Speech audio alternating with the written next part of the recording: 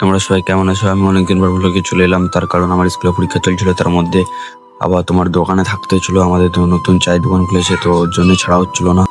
আমি আর ইন্দ্র দুজন মিলে বেরিয়ে পড়লাম স্কুলের দিকে, কিন্তু স্কুলে যাওয়ার পরে স্কুলে নোটিশে লেখা ছিল যে 1টার দিকে আমাদেরকে দেবে, 12টা 1টার দিকে। তো শুক্রবার ছিল, তার জন্য আমরা তাড়াতাড়ি বাড়ি পেরিয়ে আসলাম এবং নামাজ পড়েছিলাম। নামাজ পড়া হয়ে যাওয়ার পর আমি আর একটা ফ্রেন্ডকে ডেকে আনলাম বাড়ির পাশে, সে আসলো এবং ইন্দ্রের জন্য হাই রোডে দাঁড়িয়েছিলাম, তো চলে আসলে। তারপরে চলে গেলাম, আমরা তিনজন মিলে বেরিয়ে পড়লাম।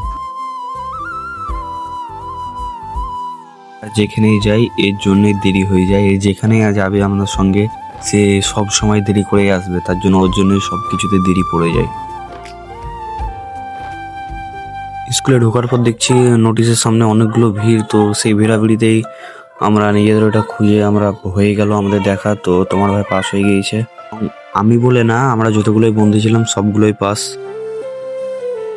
তো কি করবো, নোটিশ দেখা গেলো, তাই তোমাদেরকে আমাদের স্কুলটা একটু ঘুরে দেখাচ্ছি।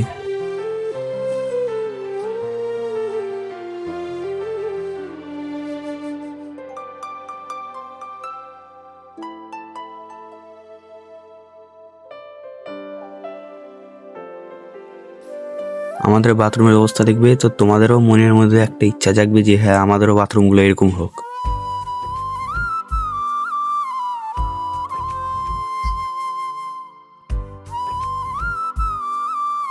এটা হচ্ছে আমাদের স্কুলের শেষের দিককার ঘরগুলো।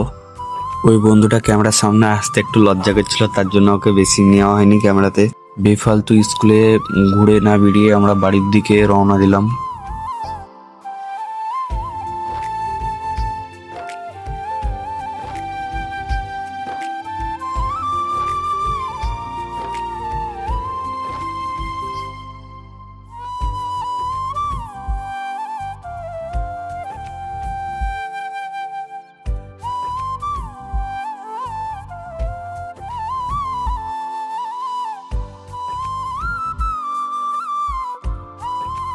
দোকানে আব্বা ছিল, কারণ আব্বা এখনো বাড়িও যায়নি, খাওয়া দাওয়া করেনি, সকাল থেকে দোকানে আছে। তার জন্য আমি স্কুল থেকে এসে আমি দোকানে ঢুকে গেলাম, আব্বা বাড়ি পাঠিয়ে দিলাম।